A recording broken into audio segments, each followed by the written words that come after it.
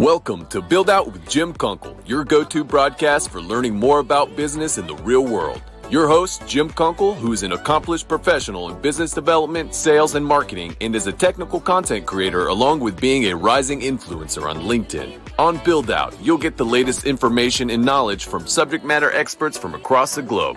Okay, let's get this Build Out broadcast started. And here's your host, Jim Kunkel. Good afternoon and welcome to an all-new live episode of Build Out. Today my guest is Matt Graves from Construction Yeti. Matt, welcome to the broadcast. Thanks, Jim. It's an honor to be here with you. It's an honor to have you as a guest, and also we're going to be talking about careers in the construction industry and also talk about Construction Yeti as well. But before we get into that, there might be some people who might not know who you are. If you could do a favor, provide your professional background and then a little background regarding Construction Yeti and the other things that you do in the construction industry. Yeah, so I guess my professional construction career sort of started in high school. I started working with my dad in high school just during summer work. They do underground construction, fiber optic installation and stuff like that. So I was kind of the man on the shovel, just kind of grunt labor with him. And then one summer him and his business partner bought a house, and we spent all summer basically fixing it up to flip it. I just kind of really got interested in it then. And then I went to college at Texas A&M, and somehow I thought doing civil engineering would lead to being a custom home builder. I don't really know what I was doing or how I thought that would get there.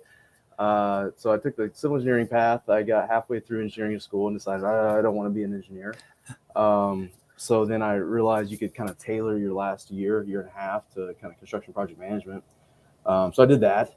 I got out of college in 2010, just on the, kind of coming out of the recession. It was kind of hard to find work, but I got on with a specialty security contractor, doing like military base, like vehicle barriers and active and passive vehicle barriers and stuff like that, crash rated fencing, like the ballers that come up and out of the ground. So we worked coast to coast, a lot of federal projects, coast to coast, doing that, military bases, FBI buildings, and federal buildings and whatnot.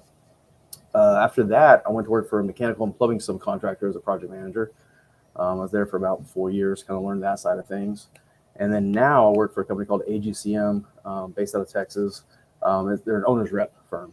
So now I'm a project manager for them. So I've kind of fairly diverse background, kind of been all over the place.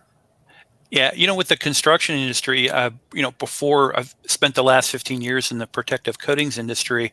We were talking about this a little bit before the stream had launched. Mm-hmm. And, with my background working on the engineering side was in the specifications. A lot of it goes into coatings and linings and then also fireproofing and things like that. But also I came from a fabrication background.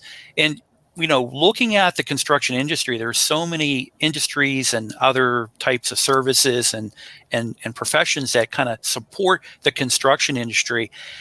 I'm always wondered exactly, how massive domestically, internationally, whatever statistics you might have or thoughts on it, how big is the construction industry globally, or like I say, even domestically?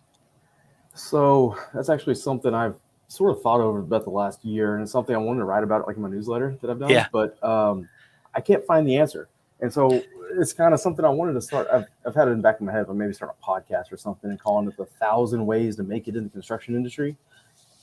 And just what I mean by that is, like, I don't know how big it is, because when you really think about the construction industry, if you Google it, the numbers are going to tell you basically how many contractors there are and what's the revenue for the contractors. But it's so much more than that. There's finance people that are dedicated purely to construction. You have all the testing labs, all the architects, engineers, people like us, owners, reps, the manufacturers, distributors, and then obviously the contractors and tradesmen. But most people only think about construction. They just think about the guys like on site swinging hammers and, installing steel beams and stuff. Yeah, that's what I always, you think of it just being the physical, construction of it. But, when you have to think of all the industries that support it, from design, build, fabrication, even support services, contractors performing work and everything like that. Mm-hmm. Insurance, there's insurance, as you mentioned, financing that's involved, property management, let's say on an industrial setting or whatever it might be. So the construction industry is so huge and so diverse when it comes to careers. And, you yourself carry an accreditation. And there are so many opportunities for professionals again, as much as there is in the labor side of it for the professionals as well, typically what are some of the hot professional careers when it comes to construction? I mean, you think about construction and you think about, actual on the boots on the ground construction. There most people, if you're going to, if you get the tradesman route, right, all the mechanical people, the plumbers, the electricians, the iron workers, and all those sort of things. But, my concentration has kind of been construction management. That's kind of the type of stuff I write about and whatnot, just because that's what I know.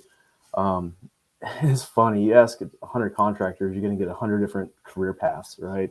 But mostly it all comes down that, you got a field route, you got an office route. It's sort of the way people look at it. And, your field routes, usually like your field engineers, your superintendents, the guys like in the field, like boots, like in the building, they're kind of coordinating the subcontractors and those sort of things. I mean, looking at it from a subcontractor realm, right? Or, I'm sorry, from the general contractor realm.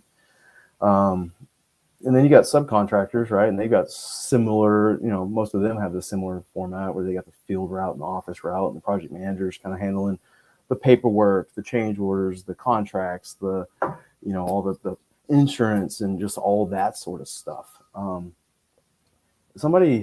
read this, or somebody told me a while back, and it kind of stuck with me. Like, a project manager in construction has to be so well-rounded, because you got to know finance, you got to know how to do estimating, you got to know how the building goes together, you got to be able to read drawings, it's such a diverse skill set that goes into being successful. It's actually kind of crazy. And then you also got construction management. You got the owner's rep side, and that kind of comes like where we're at now, where we work directly for the owner to kind of help manage the whole process. You got to definitely know the design side. You got to know the whole, all the phases of construction, from like programming all the way through schematic design development, all the way through to through the construction phase, all the way to closeouts. And so you got to see the big picture. Yeah, and in addition to that, like you had mentioned, you have the engineering side of it, you've got accounting side of it when it comes to budgets, and then also procurement, also oversight if you're doing any type of quality assurance when you're inspecting work that subcontractors are doing or performing for you. And then the other area too that I find really fascinating is on the project management side is that you have to understand contract law. You really have to look for safety. There's so much that really comes into a project manager, but there's a lot of great resources that are out there. We'll talk about Construction Yeti pretty soon. And as you had mentioned earlier, a lot of times in construction, and it's the same thing in the industry I work in, you don't grow up as a kid saying, I'm going to be a construction manager or I'm going to be a professional in the construction industry. You tend to get drafted into that, or you get a job and you're working for either a contractor or you're working for a provider who's doing a lot of the engineering and services and stuff like that into the construction industry, or you're working with a third party that's supporting the industry as well. When it comes to schools, for me, Purdue on their engineering side, I've seen a lot of candidates go through. Are there certain schools that if you were talking to someone coming out of high school who wanted to go in and get in the construction industry, are there certain schools or and this is going to be on the professional side, schools or universities they should focus on? I've had people kind of ask me that. I'm kind of partial because I went to Texas A&M. I mean, they got a great civil engineering program, which led to the construction management path. Being in Texas, every other contractor you meet went through the construction science program at Texas A&M. I've met a lot of good people that went through, UT and stuff. It's just kind of funny. You kind of find yourself in that A&M circle. But yeah, I've met people from all over the country that have I'm sure every state's got the one, like that.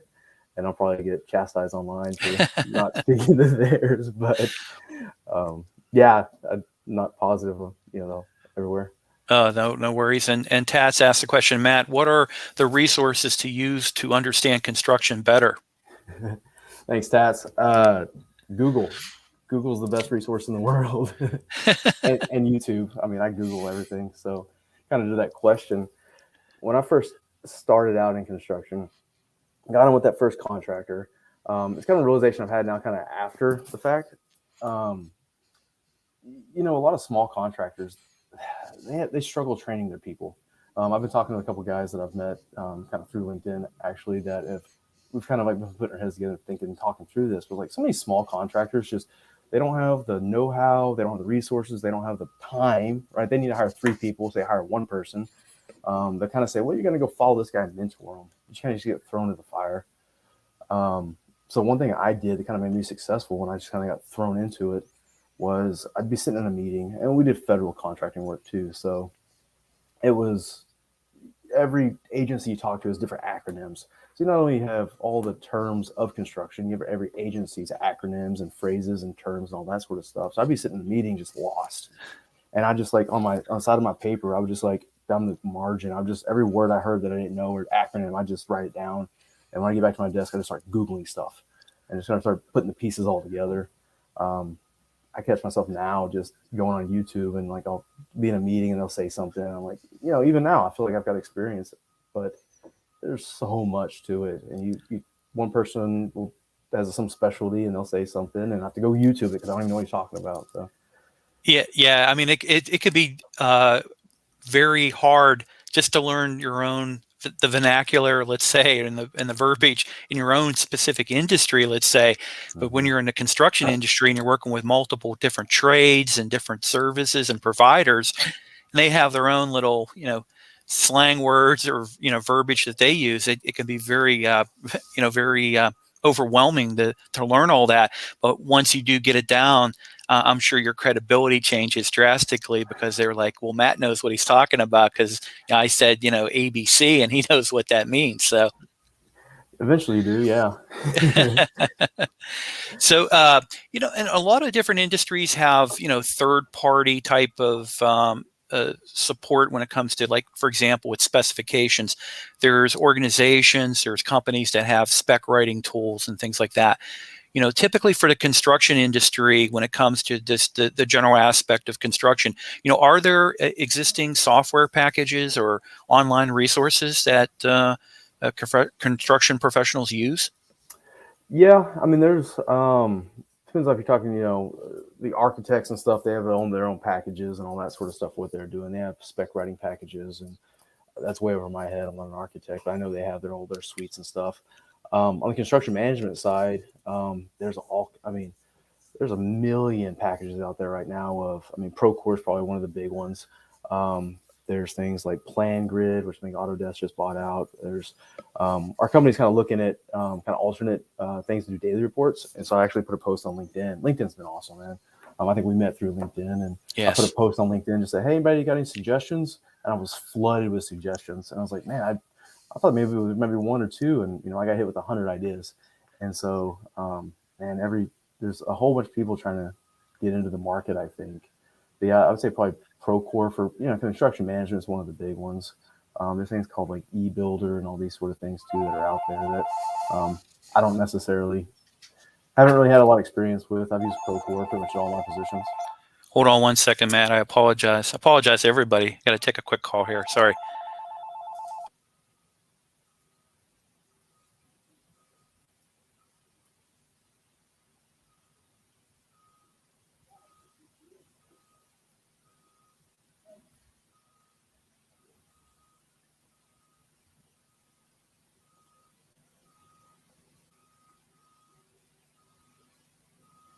Sorry about that, everybody. But actually, I have some construction going on upstairs, and that was a contractor calling. He's on his way. I had to take that call. Earlier you were talking about, working in the field and working in the office. So you have that professional, or you're a laborer, or your supervisor working in the field. Your opinion. This is just your opinion. Is it more exciting to work in the field or in the office? I get bored easy, so I like both.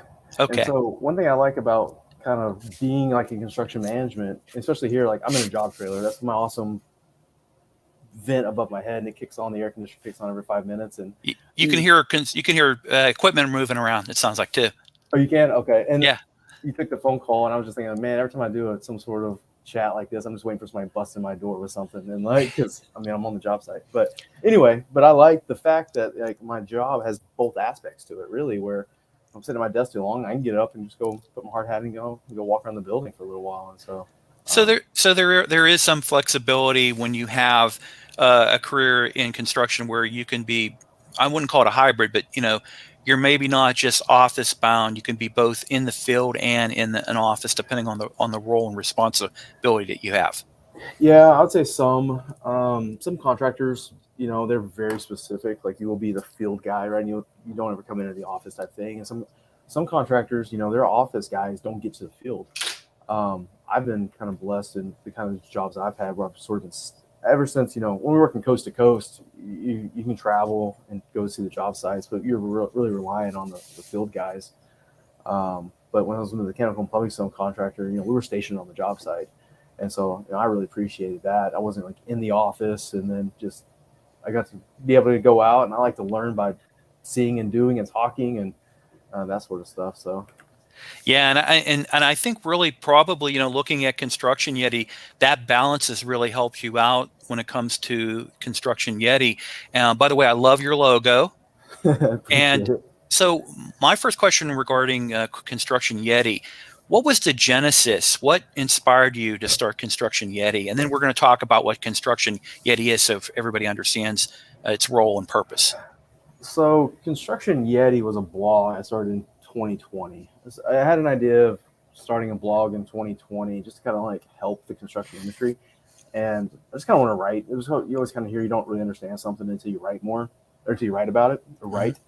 And so I kind of want to create a habit of writing. And I've tried journaling 100 times. And I can't do it. And so that was kind of a way to do that. And I started in January of 2020, and I kind of put a few articles up and I was trying to play like the Google algorithm game too, of trying to get on the Google search and all that sort of stuff. And I thought too, I'd do that, be a good resource, and maybe I'll make a buck off of, advertisements or something like that. Well, in March of 2020, COVID hit and kind of the world shut down. And I was actually on a project that didn't shut down. We kind of ramped up. And so, I lost focus of that and kind of put it to the side.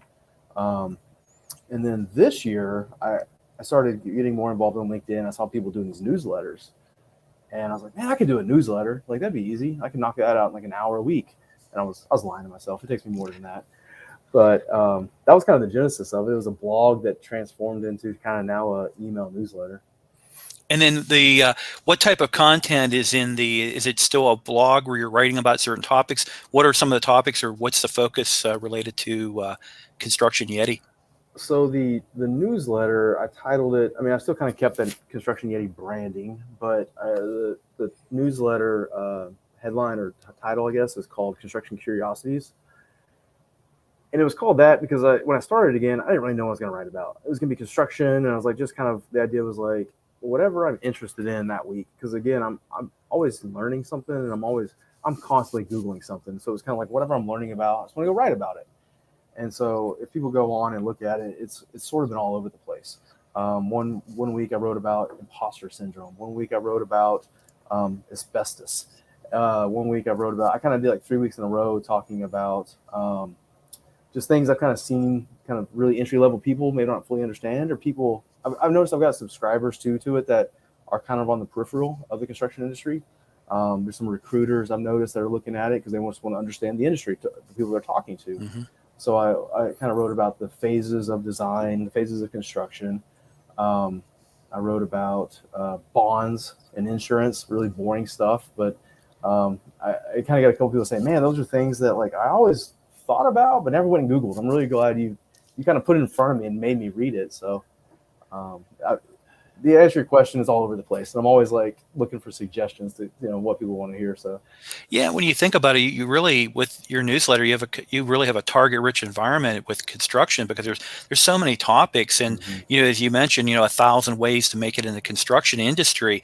What are some of your thoughts or your plans related to additional content that you might do to support the industry? I'm going to keep that going for a while. Mm-hmm. Just kind of keep the newsletter going. I've started doing some like Q&As with people. Actually, Tats, who chimed in, he was one of my Q&A. I did a written Q&A with him, and it was real cool. I've got one coming out this week with an old college friend of mine. And just kind of, we did a video Q&A. I did a video Q&A with Perrin Olson with Rex Construction. And it's just, I've appreciated using that to meet people, and then like getting to interact with them and learn more, and kind of just putting that into more content. That's been cool. I've been chatting with some people, but maybe doing like an audio. LinkedIn does the audio events now, Mm-hmm. and maybe doing something like that where it's kind of more interactional, more of a conversation, and like bringing on an expert and saying, all right, this week we're going to talk all about scheduling, and have like a scheduling expert come on and kind of do a, I don't know if you know, like AMAs, like they kind of do on Reddit. They ask me anything's kind of doing something like that with like specific, niches within construction. Um, I've got a million ideas. I'm trying to figure out how to execute on any of them. Yeah, well, really, the ones you mentioned, I think that's a great area to start. Take advantage of some of the platforms that are out there. Yeah. Consider some of the stuff. Maybe you're not going to be a TikToker, but maybe you could do some stuff on Instagram. So Yeah. there's a lot of different combinations you can really look at. And like I said, I think in the industry you work in, it's a target-rich environment when it comes to topics, and you'll never run out of subjects to kind of talk about or people to interview. Right. And then, so kind of on that part of the kind of the evolution of it was, Kat's kind of asked, like, what are some resources? And if you do Google it, there's so many people out there on Google and these sort of things. So much of it's dry. You read it and it's like hard to read this textbook article, this white paper, it feels like, about bonds or something. So I try to make it halfway entertaining. It's full of a bunch of dad jokes, stupid memes, GIFs, which I found people were really divided. Like, I got roasted on Reddit because how the GIFs were distracting. I was like, well, that's kind of the point of it. I'm trying, so Yeah. people love it or hate it. Yeah, you're trying to make it, fresh and different. Like you said, instead of being a sanitary white paper. Yeah.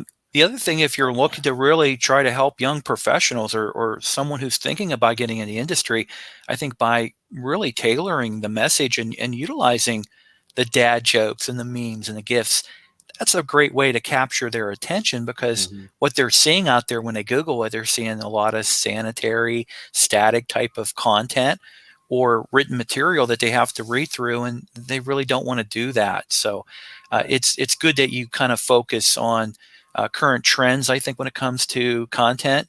Mm-hmm. I know for me, when I do a lot of my, self research when it comes to content, people want in real life. They want to watch a webcast, a live cast, or live stream that gets interrupted by a phone call. They really appreciate the realness of and the conversation like we're having right now, and with the construction equipment going behind you. They really do appreciate that. So keep doing what you're doing, Matt. Don't give up on that. Thanks, Jim. Appreciate that. So in closing out our conversation, is there anything that we didn't talk about that you'd want to leave with the viewers? And if there's nothing, that's okay. No, I think probably one of the biggest things I've touched on it is kind of LinkedIn. Like, LinkedIn's been such a cool community. I started posting on there, kind of started posting some project updates and kind of playing with it, because I've had a LinkedIn for probably, I don't know, 12 years or 10 years or whatever it is. It was just kind of like an online resume, right? You only updated it when you were looking for a new job and stuff like that. And I got on there and started playing with it and realized, hey, there's a lot of cool people on here. And I started posting more. And it's actually kind of funny. One of my college buddies reached out to me after I started posting more. He's like, hey, you looking for a job? And I was like, no, why? And he's like, oh, you started posting a lot more. And I was like, oh, that's funny. No, but it's just kind of people look at it that way. But I would just kind of encourage people to get on LinkedIn, and probably it's been the most genuine platform, I think. Like, people aren't fake. On Instagram, there's a lot of fakeness. People can, hide behind, anonymity on like some of those things. Even on Facebook, people are jerks, but even though your name's there, but I think people are more professional on LinkedIn. I mean, it's still fun if you make it fun, but man, it's been a great resource. I've met a lot of cool people, and I just kind of encourage people, especially like newer people to the industry, to get on there and, jump in conversations with people. And again, I found myself kind of right in the smack dab in the middle of some construction circle on LinkedIn. How I did it, I don't know, but just started posting and commenting and providing value there. And it's been very, really rewarding. Yeah, for professionals, you're seeing an evolution happening with LinkedIn. To your point, I remember, when it first got an account in, I don't know, was it 2007 or whenever, 2008, when it first came up, it was pretty much just a resume type of site where you were looking for jobs or you were trying to get your name out there. In 2022, there's so much rich content out there, original content out there, professional, and some of it also is entertaining as well, but it adds a lot of value. And if you're a young professional, if you can get yourself out on video and you talk about topics or you cover topics or Mm-hmm. you have live chats or live streams, it's going to benefit you because now all of a sudden you start to get viewed as a subject matter expert. And then the other thing too is I think a lot of times you get discovered that way. And to your point, I highly encourage everyone to consider that. Now we do have another post here about BIM careers. Oh, BIM careers? Yes.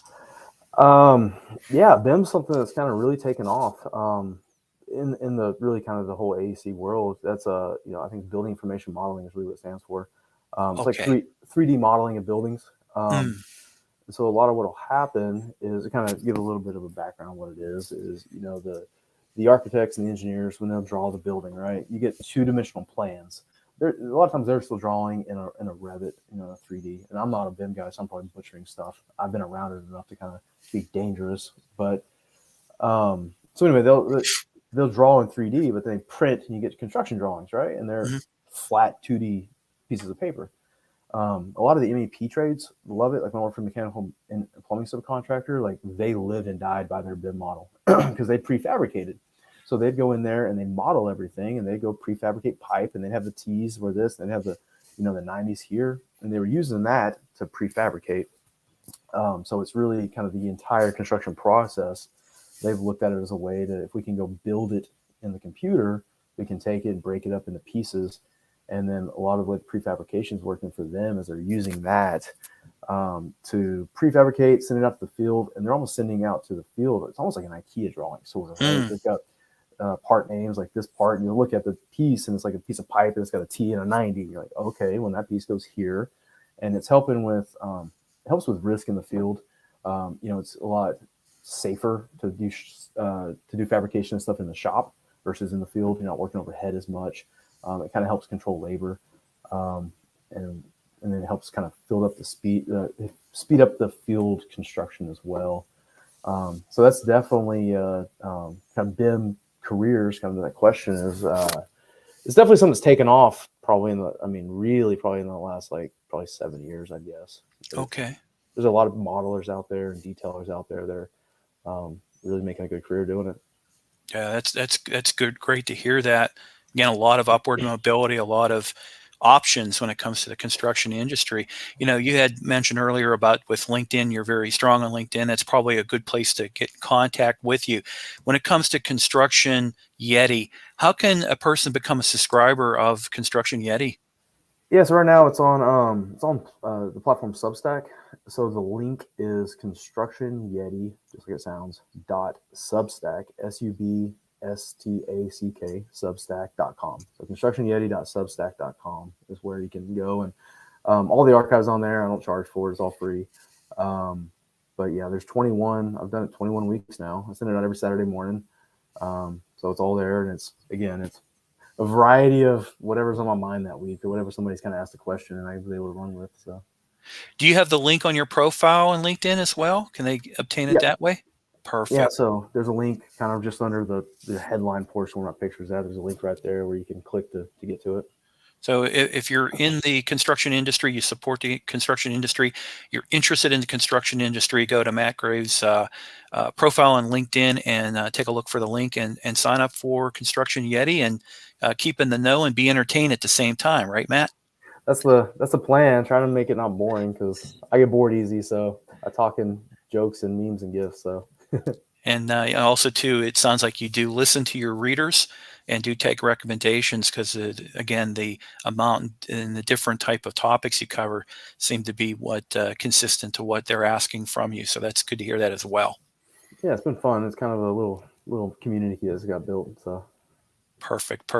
Matt, thank you so much for this opportunity to have a conversation with you this afternoon. And if everybody could like and also share this with other professionals that you're associated with in the industry, the construction industry, or support the construction industry, make sure you follow Matt and also to sign up for Construction Yeti. Matt, have a good rest of your day. Thanks, Jim. Good luck with your house construction. I don't know how that goes. Thank you. Yeah, they're coming pretty soon. So, all right, everybody, have a good rest of your day and a good rest of the week as well. Talk to you soon. See ya. I hope you found value with today's Build Out broadcast. Make sure you connect with Jim on LinkedIn and subscribe to his YouTube channel. This way you'll be notified on new live streams and when new content is released. Please give today's broadcast a like and share with your connections and colleagues. Thanks for watching, and please visit buildoutproductions.com for additional content and to join the mailing list so you can keep updated on other streams and quality content from the creators on the Build Out Productions team.